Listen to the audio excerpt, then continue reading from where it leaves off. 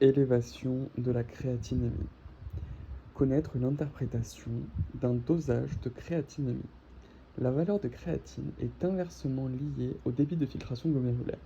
Elle dépend aussi de la production musculaire de créatine. Plus la fonction rénale est altérée, plus la créatinémie augmente.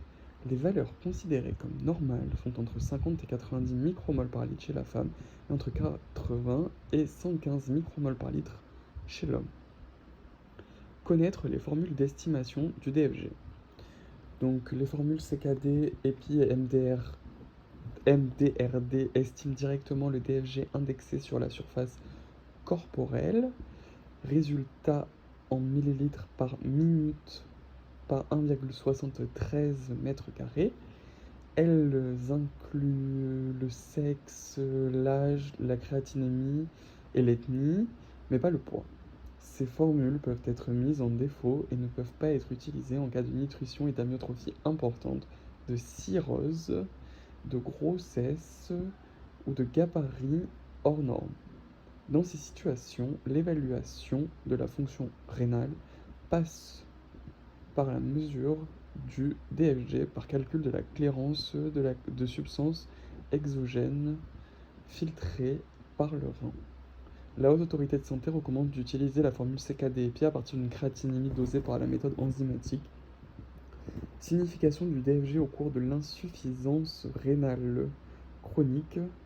Le DFG est normal entre 90 et 120 ml par minute par 1,73 m². Entre 60 et 89, l'insuffisance rénale chronique est légère. En l'absence de marqueurs d'atteinte rénale persistant depuis 3 mois, protéinurie, hématurie, leucocyturie, anomalie morphologique de l'appareil urinaire, elle est considérée comme non pathologique. Un DFG inférieur à 60 ml par minute par mètre carré suffit à définir une maladie rénale chronique, que des marqueurs d'atteinte rénale soient ou non présents. Connaître les formules d'estimation d'une clairance rénale de la créatine. La formule de Cockcroft est une estimation de la clairance de créatine qui est elle-même une estimation du DFG. Elle inclut l'âge, le sexe, le poids et la créatinémie. Ce résultat, obtenu en millilitres par minute, non indexé à la surface corporelle. Chez l'enfant, le DFG est estimé par la formule de Schwartz.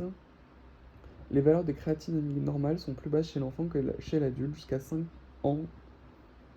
Créatinémie en général inférieure à 35 micromoles par minute. Citer les circonstances au cours duquel il convient de doser la créatinémie. Diabète, hypertension traitée ou non, âge supérieur à 60 ans, obésité, maladie cardiovasculaire, athéromateuse, insuffisance cardiaque, maladie de système ou auto-immune, lupus, vascularite, polyarthrite rhumatoïde, anomalie de l'appareil urinaire, affection urologique, uropathie obstructive, infection urinaire récidivante, antécédents d'insuffisance rénale aiguë, antécédents familiaux de maladies rénales, exposition à des toxiques professionnels, plomb, cadmium, mercure, traitement néphrotoxique antérieur, AINS, exposition aux produits de contraste iodé, chimiothérapie, radiothérapie. Connaître les arguments en faveur d'une insuffisance rénale chronique. En faveur du caractère chronique de l'insuffisance rénale, il existe 3 critères. Critères anamnestiques, antécédents de maladies rénales, notion de créatinémie augmentée plusieurs mois ou années auparavant, absence de contexte clinique exposant à l'insuffisance rénale aiguë, choc, réanimation, hypovolémie efficace, médicaments, critères morphologiques à l'échographie, diminution de la taille des reins inférieure à 10 cm à l'échographie, exception, diabète, hydronéphrose bilatérale, polykystose autosomique dominante, amylose, néphropathie associée au VIH, IVAN, critères biologiques, deux anomalies orientent vers une insuffisance rénale chronique. Anémie, normochrome, normocytaire, arrêt régénérative, défaut de production d'EPO, exception, syndrome hémolytique et urémique, choc hémorragique, hypocalcémie par carence en vitamine D active, calcitriol, défaut d'hydroxylation en 1-alpha, IRC sans hypocalcémie, myélome, sarcoïdose ou granulomatose, IRA avec hypocalcémie, rhabdomyolyse, syndrome de Lise tumorale. Connaître les arguments en faveur d'une insuffisance rénale aiguë. Les arguments en faveur du caractère aigu de l'insuffisance rénale sont rein de taille normale, élévation récente de la créatinémie en quelques jours ou en quelques semaines. Connaître les arguments en faveur de la nature obstructive d'une élévation de la créatinémie. Notion de dysurie importante ou de miction par regorgement à l'interrogatoire. Notion d'un globe vésical à la percussion, d'un gros rein ou d'une sensibilité des fosses lombaires à la palpation bimanuelle. Recherche du contact lombaire. Toucher pelvien, obstacle sous-vésical, adénome de prostate, maladie du col vésical. Connaître les examens complémentaires à réaliser devant une élévation de la créatinémie présumée d'origine obstructive. Échographie rénale réalisée de principe devant tout IRA. Recherche d'une dilatation des cavités pyélo-calicielles complétée par l'imagerie.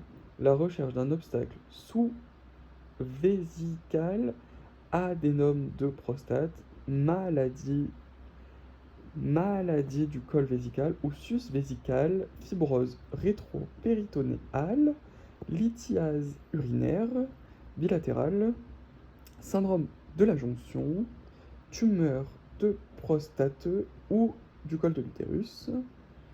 Connaître les arguments en faveur de la nature fonctionnelle d'une élévation de la créatinémie. L'insuffisance rénale fonctionnelle correspond à un état d'hypovolémie vrai ou efficace, situation qui est très fréquente. Contexte clinique. Hypovolémie vraie, hypotension artérielle, déshydratation extracellulaire, perte de poids, pli cutané et global, hémorragie. Avant le stade d'hypotension, recherchez une hypotension orthostatique. Hypovolémie efficace, situation où la pression de perfusion rénale est basse sans hypovolémie vraie. État œdémateux majeur au cours des hypoprotidémies, syndrome néphrotique, insuffisance hépatocellulaire, dénutrition, cirrhose en décompensation œdémato-ascitique, insuffisance cardiaque globale ou droite, choc septique, anaphylactique ou cardiogénique à la phase initiale, médicaments interférents avec la régulation de l'hémodynamique rénale, anti-inflammatoire non stéroïdien, inhibiteur de l'enzyme de conversion de l'angiotensine ou antagoniste du récepteur de l'angiotensine 2. Connaître les examens complémentaires à réaliser devant une élévation de la créatinémie présumée d'origine fonctionnelle. On retient en faveur de l'origine fonctionnelle d'une insuffisance rénale rapport 1000 fois urée plasmatique en millimol par litre par créatinémie. Bon, je vous passe les détails. U sur P osmolaire supérieur à 2, U sur P urée supérieur à 10, U sur P créatine supérieur à 30, Na urinaire inférieur à 20 mmol par litre, fraction d'éjection du Na inférieur à 1%, sauf en cas de perte rénale de sodium, par exemple lors de l'instauration d'un traitement diurétique, fraction exécrée d'urée basse, témoin de l'augmentation de sa réabsorption tubulaire, inversion du rapport NaK urinaire, hyperaldostéronisme secondaire. Connaître les arguments en faveur de la nature parenchymateuse d'une élévation. La plus fréquente des causes parenchymateuses d'une élévation aiguë de la créatinémie est la nécrose tubulaire. Le contexte clinique est évocateur. État de choc, cause toxique, rhabdomyolyse, obstruction intratubulaire. L'insuffisance rénale aiguë est nue. Absence de protéinurie ou d'hématurie. Absence d'anomalie de la bandelette urinaire ou du sédiment urinaire. Absence d'HTA. Les causes moins fréquentes d'insuffisance rénale aiguë sont les causes glomérulaires, interstitielles et vasculaires. Arguments cliniques. Pour une néphropathie glomérulaire, ce sont l'hypertension, les œdèmes, un antécédent de protéinurie ou d'hématurie. Les arguments paracliniques seront une protéinurie glomérulaire supérieure à 50% d'albumine, de débit variable, parfois néphrotique. Une hématurie et ou cylindre hématique en fonction de la cause. Les reins symétriques, contour régulier, atrophie harmonieuse à un stade évolué. Une néphropathie tubulo-interstitielle, une HTA absente ou modérée et tardive, des antécédents d'infection urinaire récidivante, uropathie, goutte, maladie métabolique. Une protéinurie de faible débit, inférieure à 1 g par jour et ou 50% d'albumine, une leucocyturie sans germe, des cylindres leucocytaires et une atrophie rénale asymétrique avec des contours bosselés. Une atteinte vasculaire parenchymateuse pourra être suspectée devant une HTA ancienne, des facteurs de risque cardiovasculaire, une protéinurie faible, des reins de taille symétrique. Une atteinte rénovasculaire, une HTA résistante à une trithérapie incluant un diurétique, un OAP flash ou une athéromatose. Protéinurie faible, rein de taille asymétrique, petit rein du côté de la sténose, une alcalose hypocalémique. Connaître les examens complémentaires à réaliser devant une élévation de la créatinémie présumée d'origine parenchymateuse. Les examens complémentaires à réaliser devant en première intention sont sanguin, électrophorèse des protéines, glycémie à jeun, ionogramme, Na, K, Cl, bicarbonate, urinaire, protéinurie des 24 heures ou rapport protéinurie sur créatinurie sur échantillon d'urine, cytologie urinaire pour détecter une hématurie ou une leucocyturie, imagerie, échographie rénale, mesurer la taille des reins et rechercher une asymétrie, contour bosselé, rein polykystique, néphrocalcinose, calculs urinaires, hydronéphrose, une échographie vésicale, recherche d'une pathologie du bas appareil et d'un résidu post-mictionnel. Un avis néphrologique est recommandé pour l'indication d'une biopsie rénale, d'exploration complémentaire, fonctionnelle, tubulopathie, lithiase et ou morphologique, des enquêtes génétiques. Protéinurie et syndrome néphrotique chez l'adulte et chez l'enfant. Connaître la définition d'une protéinurie physiologique. La protéinurie physiologique est de 100 à 150 mg par jour.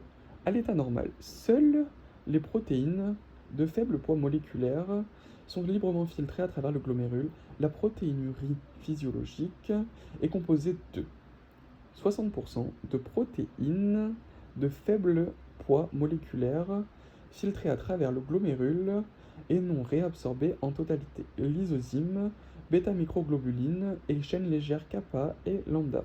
40% de protéines sécrétées par le tubule, uromoduline ou protéines de Tam orsal ou par l'urothélium des voies urinaires.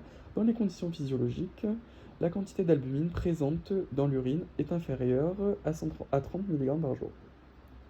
Connaître la définition de la protéinurie pathologique. Une protéinurie pathologique correspond à une élimination urinaire anormale en débit ou en qualité de protéines à partir de 150 mg par jour ou mg par gramme de créatinurie. Le débit de protéinurie peut être mesuré sur les urines de 24 heures ou surestimé à partir d'un échantillon d'urine à condition de rapporter à la créatinurie pour s'affranchir de l'impact de la concentration de dilution des urines. L'excrétion urinaire de créatinine chez l'adulte est approximativement de 1 g par jour, soit 8,84 mmol par jour. Cette dernière valeur est arrondie à 10 par commodité. Exemple, protéinurie sur créatinurie 700 mg par millimole de créatine est égal à 7 g par gramme de créatine. On estime la protéinurie de 24 heures à 7 g par jour. Le terme de microalbuminurie est consacré par l'usage et correspond à une excrétion modérément augmentée d'albumine dans les urines. Albuminurie normale sera inférieure à 30 mg par jour dans les urines des 24 heures. Le rapport albuminurie sur créatinurie sera inférieur à 3 et le rapport albuminurie sur créatinurie en milligrammes par jour sera inférieur à 30. Une microalbuminurie sera composée de 30 à 300 mg par jour pour 24 heures. Le RAC sera de 3 à 30 ou de 30 à 300 en fonction de millimoles ou des grammes. L'albuminurie sera supérieure à 300 ou à 30 ou à 300 en fonction du RAC en milligrammes par millimole ou en milligrammes par gramme. Et la protéinurie clinique sera à partir de 500 mg par jour, également qui se traduira par 500 mg par millimole de créatinurie ou 500 mg par gramme de créatinurie. Connaître les méthodes d'analyse d'une protéinurie.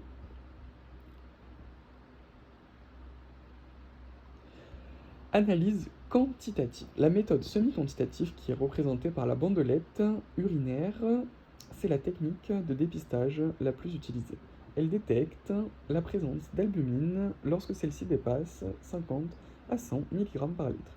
Cette méthode ne détecte pas les chaînes légères d'immunoglobulines ni les autres protéines de bas poids moléculaire. Interprétation de la bandelette. Résultat normal ou non significatif, absence de protéinurie, trace ou résultats anormaux de plus environ 1 g par litre ou 3 plus, 2 plus ou 3 plus, environ 3 grammes. Donc 2 plus correspond à 1 g par litre et 3 plus correspond à 3 g par litre. Le dosage pondéral de la protéinurie est exprimé en grammes par 24 heures ou en grammes par gramme ou grammes par millimole sur un échantillon d'urine par le rapport protéinurie sur créatinurie. L'existence d'une hématurie ou d'une pyurie abondante peut gêner l'interprétation de la protéinurie. Une hématurie macroscopique et non une hématurie microscopique est à l'origine d'une protéinurie abondante du fait de l'hémolyse des hématies dans l'urine. L'analyse qualitative sera faite par l'électrophorèse des protéines urinaires. Elle permet une étude qualitative de la protéinurie utile pour caractériser son origine. Une protéinurie glomérulaire, l'albumine est la principale protéine présente dans les urines en cas de lésion glomérulaire, 60% de la protéinurie totale. La protéinurie tubulaire est constituée essentiellement de protéines de faible poids moléculaire et résulte d'un trouble de réabsorption tubulaire proximale. Les protéinuries tubulaires isolées sont rares et ne s'accommodent en général d'autres signes de dysfonction tubulaire proximale, le syndrome de Fanconi. Les protéinuries dites de surcharge résultent d'une augmentation de la synthèse chaîne légère kappa ou lambda au cours des dysglobulinémies ou de libération myoglobine ou rhabdomyolyse ou d'un dépassement des capacités de réabsorption tubulaire. L'immunofluxation des protéines urinaires est nécessaire pour caractériser la protéine monoclonale en cause, chaîne légère kappa ou lambda. La microalbuminurie ou albuminurie modérément augmentée, c'est un marqueur de néphropathie diabétique débutante. Sa mesure doit être effectuée une fois par an chez les patients atteints de diabète de type 1 ou 2, dans la population générale et notamment en cas d'hypertension artérielle. La microalbuminurie est également un facteur indépendant de risque cardiovasculaire élevé. Connaître la définition du syndrome néphrotique. Le syndrome néphrotique a une définition strictement biologique qui associe protéinurie supérieure à 3 g par 24 heures, supérieure à 50 mg par kg par jour ou 2 g par gramme chez l'enfant. Une albuminémie inférieure à 30 g par litre. Un syndrome néphrotique est qualifié de pur s'il n'est accompagné ni d'hématurie microscopique, ni d'hypertension artérielle, ni d'insuffisance rénale organique, qui peut être initialement difficile à distinguer d'une insuffisance rénale fonctionnelle.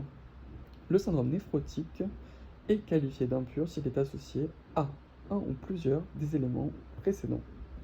Connaître la physiopathologie du syndrome néphrotique. Le passage d'une grande quantité d'albumine dans l'urine résulte d'une anomalie de la perméabilité capillaire glomérulaire qui peut être liée à une anomalie constitutionnelle de la structure de la membrane basale glomérulaire, par exemple dans le syndrome d'Alport, une perte des charges électronégatives de la membrane basale glomérulaire dans le syndrome néphrotique à lésion glomérulaire minime, SNLGM. Un facteur circulant est également suspecté dans les SNLGM, notamment dans sa forme caricaturale qui récidive après transplantation rénale. Des dépôts glomérulaires, comme au cours de la glomérulonéphrite extramembraneuse ou des amyloses, une altération des podocytes, parfois secondaire à une altération de l'endothélium glomérulaire, comme dans certaines microangiopathies thrombotiques.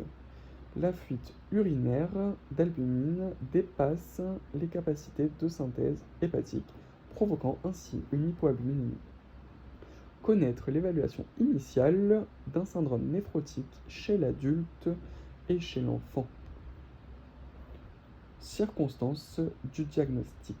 Le diagnostic de syndrome néphrotique est généralement aisé chez l'adulte et sera évoqué devant deux circonstances principales. L'installation rapide ou progressive d'un syndrome œdémateux, œdème, mou, blanc, indolore, prenant le godet, prédomine dans les territoires déclives et dans les régions où la pression extravasculaire est faible, orbite de l'œil, épanchement des séreuses de type transudatif, lèvres, péricarde, péritoine peut être observé, réalisant un anasarque, prise de poids est constante et permet de chiffrer l'importance de la rétention hydrosodée. La découverte d'une protéinurie abondante lors de l'examen systématique, médecine du travail, médecine scolaire ou suivi d'une pathologie systémique. Chez l'enfant, l'âge habituel du syndrome néphrotique idiopathique est de 1 à 10 ans. La fréquence est plus importante chez les garçons. Début brutal du syndrome œdémateux, complications parfois révélatrices, facteurs déclenchants parfois retrouvés, infection, allergie. Les examens biologiques. Dans les urines, la protéinurie éventuellement détectée par l'usage de bandelettes urinaires au lit du malade est confirmée au laboratoire. Elle est permanente et abondante, supérieure à 3 grammes par jour. L'analyse du sédiment urinaire permet de rechercher l'association possible à une hématurie microscopique. L'examen du culot urinaire recherche des cylindres hématiques qui signent l'origine glomérulaire de l'hématurie. Dans le sang, l'hypoalbuminémie inférieure à 30 g par litre, l'analyse de l'électrophorèse des protéines plasmatiques montre une modification de la répartition des globulines avec une élévation des alpha-2-globulines, des bêta-globulines et du fibrinogène, une diminution des gamma-globulines. L'hyperlipidémie est fréquente avec une élévation des taux de cholestérol et de triglycérides. L'hypoprotidémie est associée à une hypocalcémie totale par diminution de la fraction du calcium liée à l'albumine, le calcium ionisé normal. La créatinémie varie en fonction de la cause du syndrome néphrotique et de l'association possible à une insuffisance rénale organique ou fonctionnelle. Dans un syndrome néphrotique, il faut établir le caractère pur ou impur du syndrome néphrotique, évaluer les modalités d'installation et l'ancienneté des œdèmes, quelques jours ou plusieurs semaines. Rechercher un facteur déclenchant, prise de certains médicaments, prise d'anti-inflammatoires non stéroïdiens, lithium, interféron, vaccination, syndrome infectieux récent, rechercher des signes extra-rénaux évoquant une maladie générale, angine, purpura, lésions cutanées, arthralgie, adénopathie. Connaître les complications aiguës et chroniques du syndrome néphrotique. Les complications aiguës du syndrome néphrotique sont l'insuffisance rénale aiguë, insuffisance rénale aiguë fonctionnelle par hypovolémie efficace, fréquente à la base initiale d'un syndrome néphrotique. La natriurèse est inférieure à 20 millimoles par litre.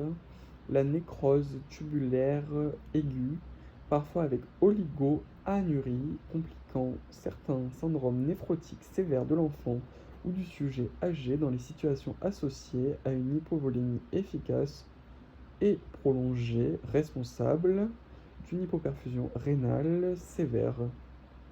Une thrombose unie ou bilatérale des veines rénales.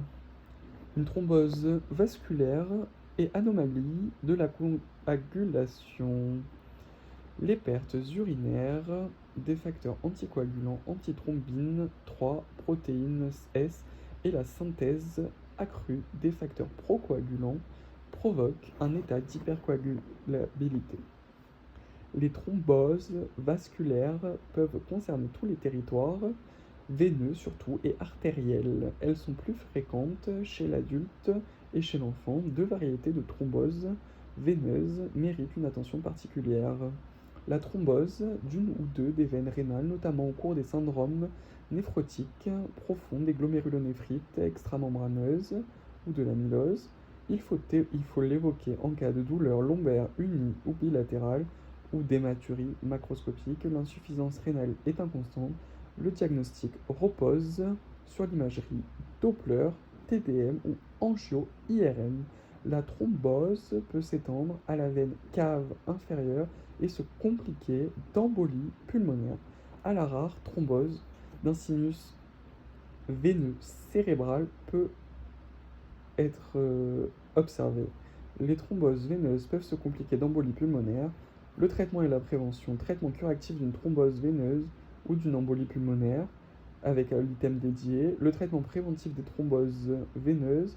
Éviter l'immobilisation prolongée avec des bas de contention. Éviter la déplétion hydrosodée brutale. Prescrire un traitement anticoagulant si l'hypoalbuminémie est profonde. Les complications infectieuses sont favorisées par l'hypogammaglobulinémie, notamment pour les bactéries encapsulées. Les principales infections observées dans le cadre du syndrome néphrotique sont l'érysipèle, la cellulite, la péritonite et les pneumopathies. Les vaccinations antigrippales et antipneumococciques doivent être réalisées. L'antibioprophylaxie n'est pas indiquée. La corticothérapie et les immunosuppresseurs contre-indiquent les vaccins vivants. Les complications chroniques du syndrome néphrotique sont composées, premièrement, de l'hyperlipidémie. Elle est de type mixte le plus souvent. L'hypercholestérolémie peut être très importante. Elle est corrélée à la sévérité du syndrome néphrotique et liée à une augmentation de la production de lipoprotéines au niveau du foie et à une diminution de leur catabolisme. L'hyperlipidémie sévère augmente le risque d'événements cardiovasculaires. Le traitement de l'hyperlipidémie n'est pas indiqué, sauf en cas de syndrome néphrotique qui va être durable, c'est-à-dire supérieur à 6 mois, et résistant au traitement spécifique. Dénutrition et troubles de croissance. La dénutrition protidique est fréquente au cours des syndromes néphrotiques chroniques. Une atrophie musculaire est observée à la disparition des œdèmes après corticothérapie prolongée. Un régime normal en protéines apportant 1,5 g par kilo par jour de protéines est suffisant. Chez l'enfant, le retard de croissance est principalement imputable à la corticothérapie. L'impact de la corticothérapie est particulièrement important au pic de croissance pubertaire qui est totalement bloqué. D'autres traitements immunosuppresseurs doivent être discutés durant cette période. L'insuffisance rénale chronique, risque lié au type de glomérulopathie, a un effet néphrotoxique direct de la protéinurie sur l'épithélium tubulaire qui favorise la fibrose interstitielle, à l'hypertension non contrôlée fréquente dans les néphropathies glomérulaires, traitement néphroprotecteur non spécifique, voire chapitre, insuffisance rénale chronique, l'augmentation de la fraction libre plasmatique des médicaments liés à l'albumine. La baisse de l'albuminémie est directement responsable de l'augmentation de la fraction libre des médicaments antivitamine K, anti-inflammatoires, non stéroïdiens, statines. Le risque de surdosage et d'effets toxiques est augmenté. Connaître les mécanismes des œdèmes du syndrome néphrotique. Les œdèmes du syndrome néphrotique reflètent deux anomalies principalement dues à l'hypoalbuminémie, le passage de sodium et d'eau vers le sphincter interstitiel par diminution de la pression oncotique plasmatique. Une réabsorption tubulaire du sodium, notamment liée à l'hypovolémie efficace, qui stimulation les systèmes rénine, angiotensine et sympathique. Connaître les principes des traitements symptomatiques du syndrome néphrotique. Il repose sur une restriction sodée avec 2 à 4 grammes de NaCl par jour, une prescription de diurétique de l'ANS selon la réponse obtenue, appréciée sur le poids, le volume d'urine et la natriurése des 24 heures. Le diurétique peut être adapté à la posologie croissante en 2 à 3 prises par jour. Chez les enfants, les diurétiques sont peu prescrits en raison d'un risque d'hypocoagulabilité selon un cas d'épanchement très important avec perfusion d'albumine. En cas de résistance, les autres sites distaux de rétention du sodium peuvent être bloqués sous surveillance étroite en associant d'autres diurétiques agissant au niveau du tubule collecteur, comme l'amyloride, ou du tube contourné distal, diurétique quasitique de type hydrochlorothiazide, indapamide. L'obtention d'une réponse natriurétique doit être progressive. Cible perte de moins de 1 kg par jour pour éviter la survenue d'une hypovolémie et les risques de thrombose veineuse favorisés par l'hémoconcentration en l'absence d'hyponatrémie qui correspond à un trouble de l'hydratation intracellulaire et non extracellulaire. Il n'y a pas lieu de restreindre les apports hydriques. Traitement préventif des complications thrombotiques infectieuses, rénales, nutritionnelles et cardiovasculaires du syndrome néphrotique. Complications du syndrome néphrotique. Connaître l'enquête étiologique d'une protéinurie d'un syndrome néphrotique, les indications de la biopsie rénale chez l'adulte et chez l'enfant. Protéinurie transitoire. Il s'agit de protéinurie intermittente associée à certaines circonstances pathologiques ou physiologiques. La protéinurie orthostatique, la protéinurie d'effort observée au décours d'un exercice physique intense et prolongé, une fièvre élevée, des infections urinaires, une insuffisance cardiaque congestive. Une protéinurie orthostatique s'observe en période pubertaire et disparaît spontanément avant l'âge de 20 ans. Elle est caractérisée par la disparition de la protéinurie en clinostatisme. Les urines recueillies après 2 heures de repos en décubitus dorsal. La protéinurie orthostatique n'est pas pathologique et ne nécessite aucun examen complémentaire une fois confirmée. Les protéinuries permanentes. Les orientations diagnostiques dépendent du débit de la protéinurie, de sa composition et des anomalies associées. HTA, hématurie, insuffisance rénale, éventuelle anomalie échographique. Un avis néphrologique doit être sollicité en présence d'une protéinurie permanente et en présence d'anomalies associées. Les principales situations conduisant à une indication de biopsie rénale sont présentées dans la figure. En pratique, la biopsie rénale est toujours indispensable en cas de syndrome néphrotique, sauf chez l'enfant entre 1 et 10 ans si le syndrome néphrotique est pur et qu'il n'y a pas de signes extrarénaux. Par argument de fréquence, il s'agit d'un syndrome néphrotique à lésion glomérulaire minime. Néphrose lipoïdique chez le patient diabétique de longue date ayant une rétinopathie diabétique et un syndrome néphrotique sans hématurie. Par argument de fréquence, il s'agit d'un syndrome néphrotique par glomérulopathie diabétique. Chez l'adulte suspect d'amylose, si la biopsie des glandes salivaires accessoires établit ce diagnostic, l'amylose est une maladie systémique diffuse et le syndrome néphrotique est dû à des dépôts semblables à ceux observés dans les glandes salivaires. En cas de glomérulopathie héréditaire déjà identifiée dans la famille, si aucun traitement spécifique n'est à proposer, en cas de dangerosité de la biopsie, rein unique, trouble de l'hémostase. Donc je lis le diagramme, bandelette urinaire positive, elle peut être positive faussement à cause des chaînes légères elle peut être négative faussement à cause des chaînes légères d'immunoglobulines. Le dosage quantitatif de la protéinurie urine des 24 heures supérieur à 0,3 g par jour. Deux possibilités, protéinurie transitoire par fièvre, effort, infection urinaire, insuffisance ventriculaire droite, ou une protéinurie ostostatique, adolescence, pas de protéinurie sur les premières urines du matin. A contrario, une protéinurie permanente avec une pression artérielle, une sédiment urinaire ECBU, créatinémie et ionogramme sanguin, glycémie, échographie rénale, antécédent, immunofixation. Si l'albumine est majoritaire, avec inférieur à 1 g par 24 heures, cela peut considérer toutes les néphropathies. Il peut y avoir plus ou moins une hématurie, une HTA ou une insuffisance rénale. Si c'est supérieur à 1 g par 24 heures, on sera sur une néphropathie glomérulaire et on recherche des signes extra-rénaux avec des maladies de système. Dans tous ces cas, on fera une biopsie rénale. L'albumine peut être minoritaire avec une protéinurie tubulaire également. Connaître les principales causes de syndrome néphrotique. De façon schématique, on distingue les syndromes néphrotiques primitifs et secondaires. Un syndrome néphrotique est dit primitif ou idiopathique si l'enquête étiologique s'avère négative. Il n'y a pas de cause évidente et pas de signes extra-rénaux. Les néphropathies glomérulaires primitives sont alors définies par leur type histologique. Chez l'adulte, les causes les plus fréquentes de syndrome néphrotique primitif sont la glomérulopathie extramembraneuse, le syndrome néphrotique à lésion glomérulaire minime, les hyalinoses segmentaires et focales primitives.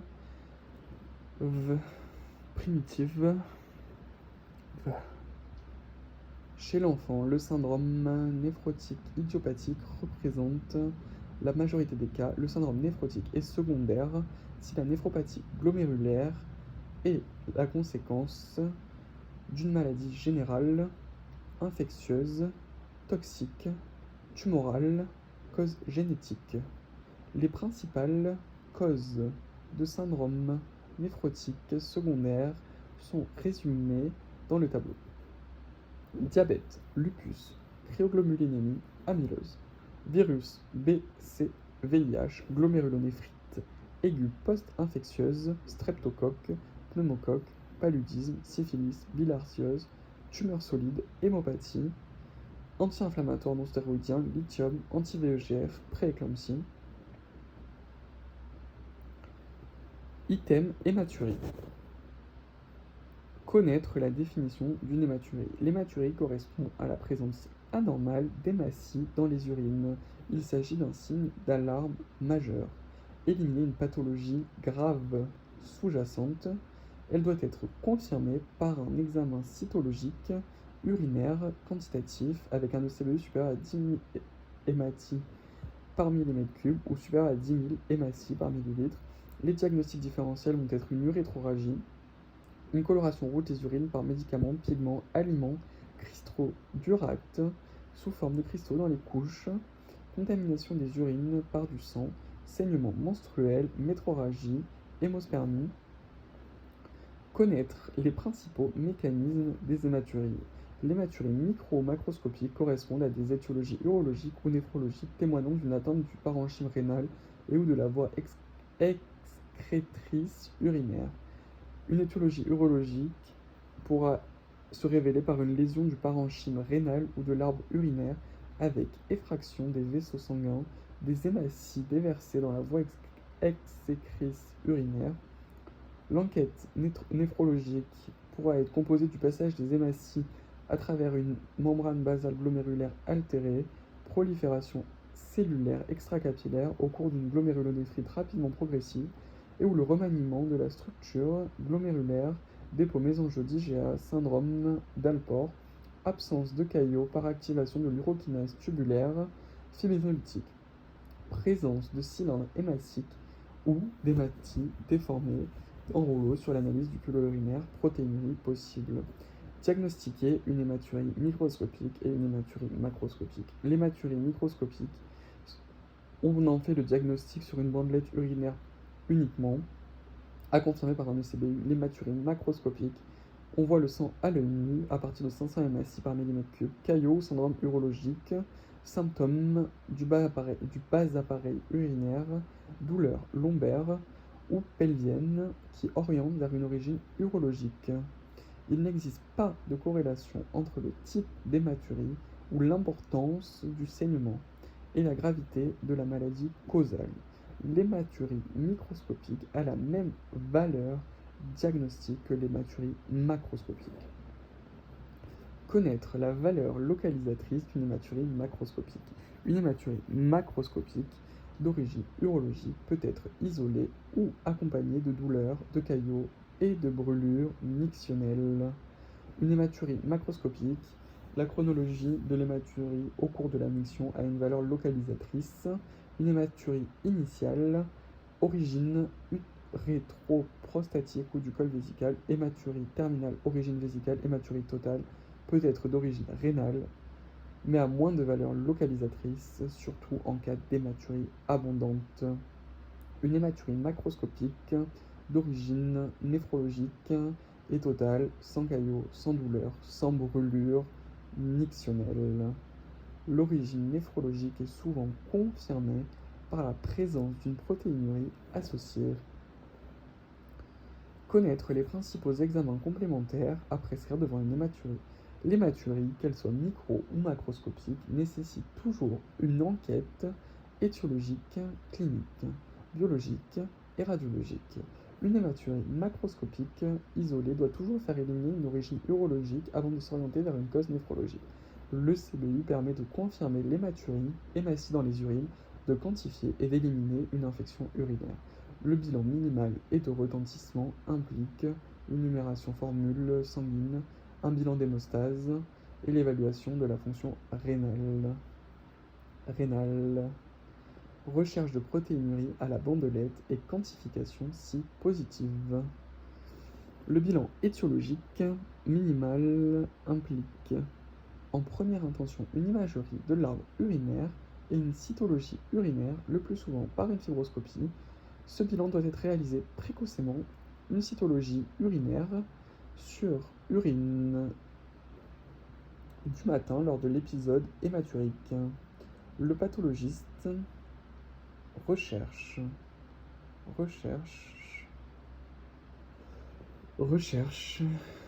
des cellules tumorales de haut grade en faveur d'un carcinome urothélial vésical et des voies urinaires excrétrices supérieures. L'imagerie de première intention et l'échographie rénale-vésicale. L'uroscanner est l'examen de référence systématique. Il comprend un temps sans injection, recherche de calcul dans l'arbre urinaire et évaluation des densités spontanées, un temps artériel, prise de contraste d'une tumeur rénale, vésicale ou de la voie excrétrice supérieure ou anomalie vasculaire, et un temps excréteur tardif qui peut être couplé à une phase néphrographique, le plus souvent sensibilisé par l'injection de diurétiques. Le temps tardif permet de visualiser une lacune sur l'arbre urinaire, uro-TDM en cas de contre-indication, uro-IRM en cas de contre-indication à l'iode. L'hématurie traumatique peut nécessiter après le scanner la réalisation d'une artériographie diagnostique ou thérapeutique en cas de saignement actif. La fibroscopie urétro-vésicale est réalisée par un urologue en consultation sous anesthésie locale, gel anesthésique intra-urétral, indication imagerie sans étiologie évidente, cytologie urinaire positive, ou si facteur de risque de tumeur urothéliale, âge, exposition tabagique ou professionnelle. L'inspection des méas urétéraux peut parfois mettre en évidence un éjaculat d'urine sanglante et latéraliser l'hématurie issue des voies excrétrices supérieures. Lorsque le diagnostic étiologique est évident, volumineuse tumeur vésicale, la fibroscopie urétro-vésicale n'est pas nécessaire. La fibroscopie ne permet pas la réalisation de biopsie ni la résection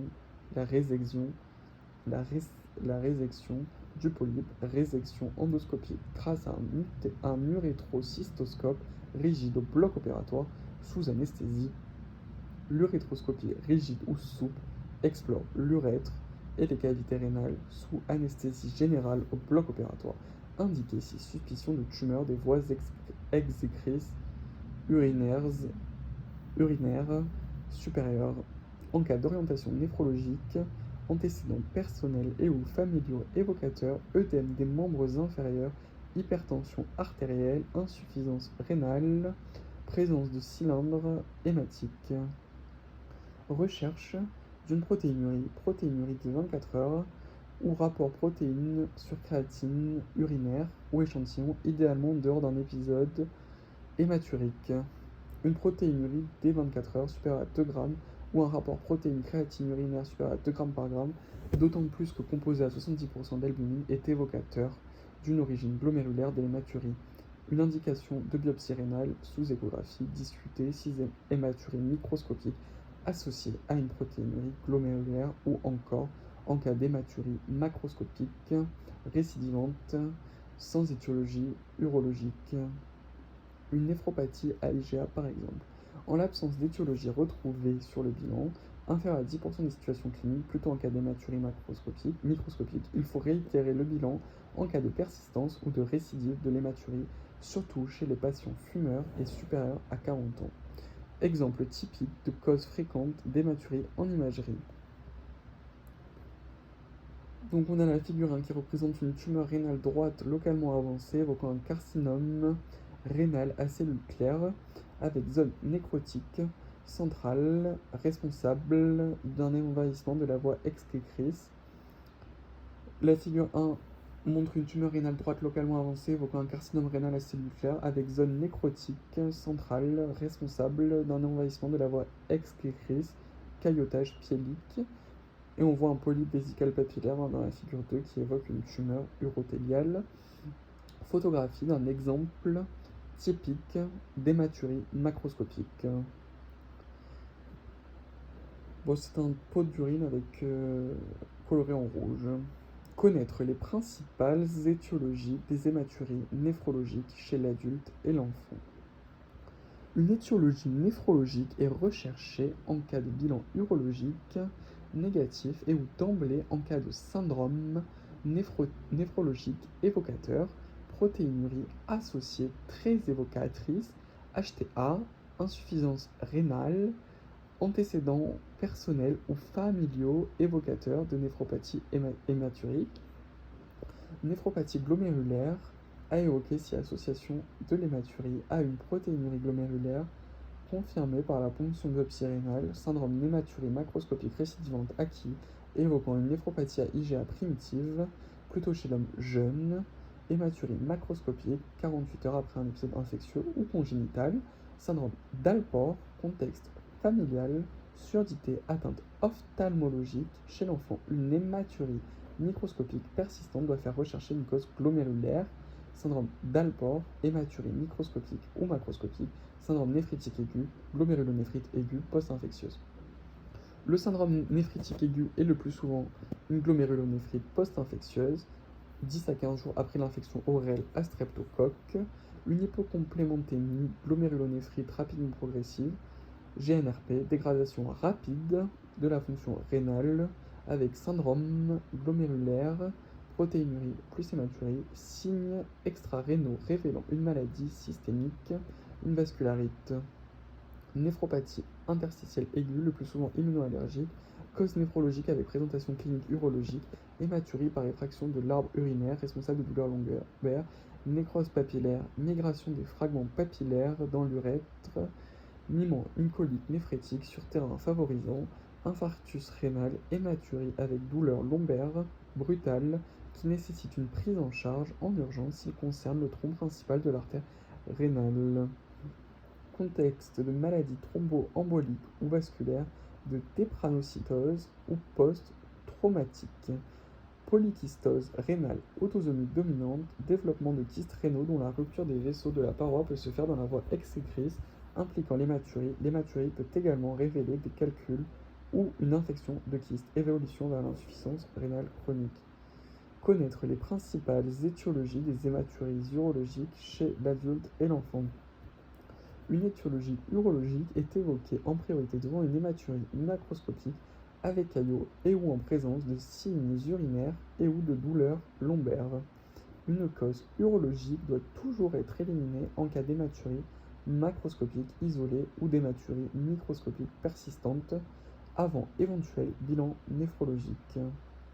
L'hématurie d'effort reste un diagnostic d'élimination, le plus souvent microscopique, parfois lié à un calcul, et la prise d'anticoagulants peut favoriser une hématurie, mais doit toujours faire rechercher une étiologie sous-jacente, comme une tumeur. L'origine prostatique de l'hématurie est un diagnostic d'élimination. Les causes urologiques les plus fréquentes ou graves doivent être évoquées en priorité.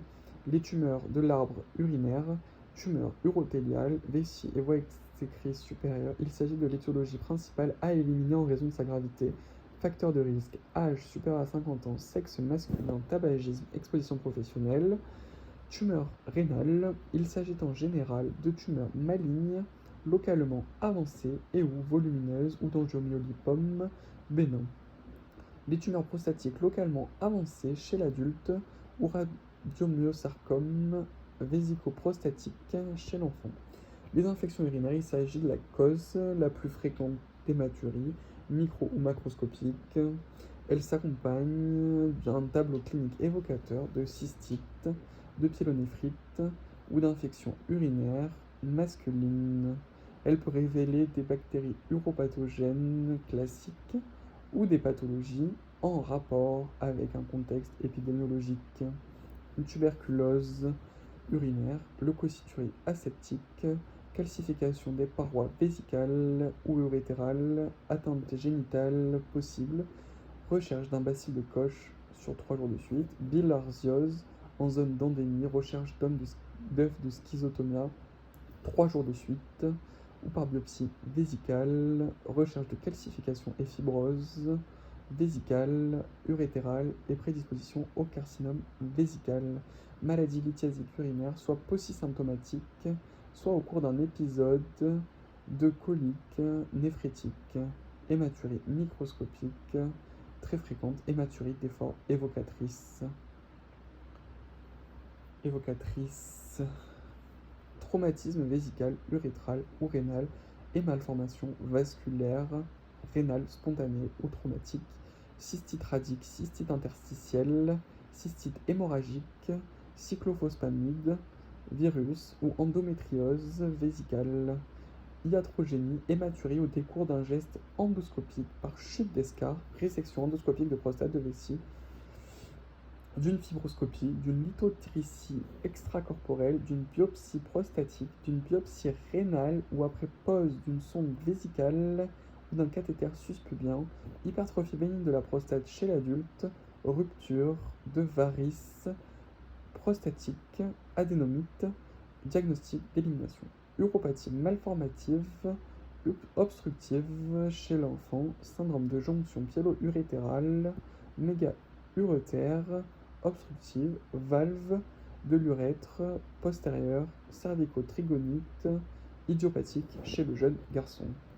Savoir identifier une hématurie macroscopique caillotante et ses signes de gravité.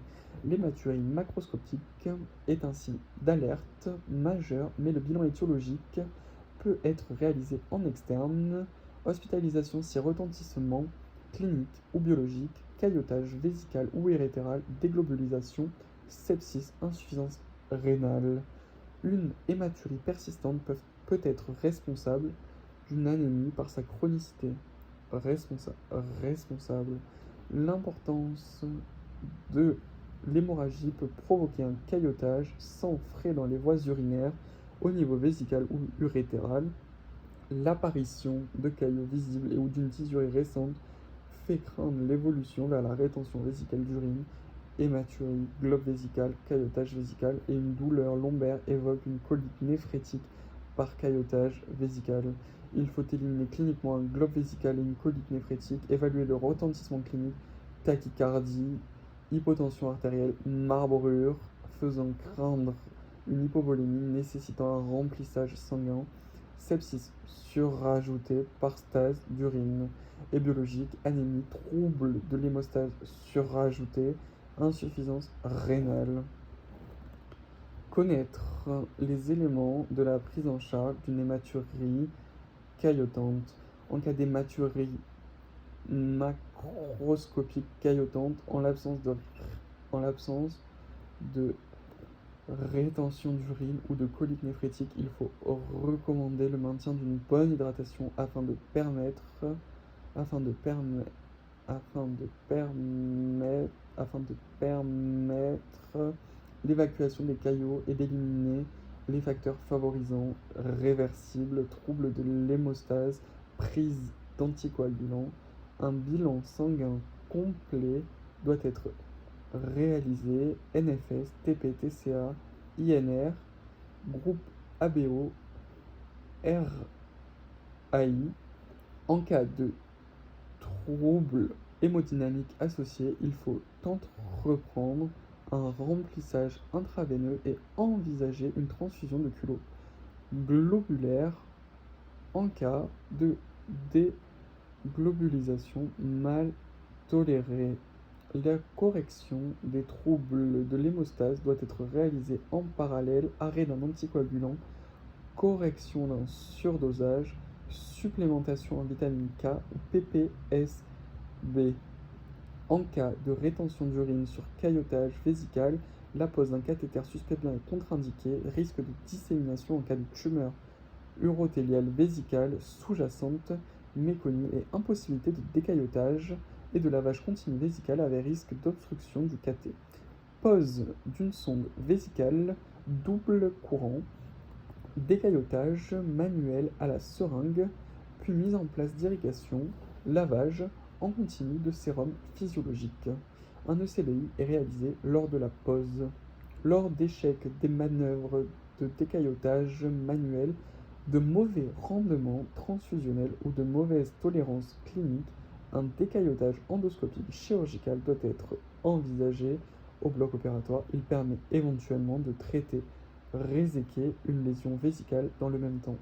En l'absence d'hématurie macroscopique provenant des voies urinaires excrétrices supérieures, le caillotage peut entraîner un tableau de colique néphrétique habituellement spontanément résolutif.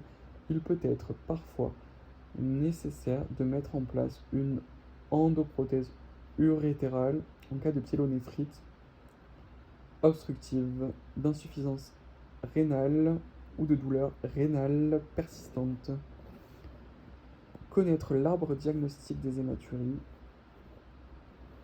Alors, hématurie macroscopique ou microscopique, examen clinique, BU, TR, TV, OGE, fosse lombaire, abdomen, OMI, HTA, température, signe de gravité, fréquence cardiaque, PA, état général, ECBU, confirmation de l'hématurie, NFS, TP, TCA, urée, créatinémie, hématurie sans signe de gravité ou d'urgence, bilan en externe, bilan de signe d'orientation, symptômes urologiques, SBAU, douleur lombaire, caillot, symptômes néphrologiques. Voilà.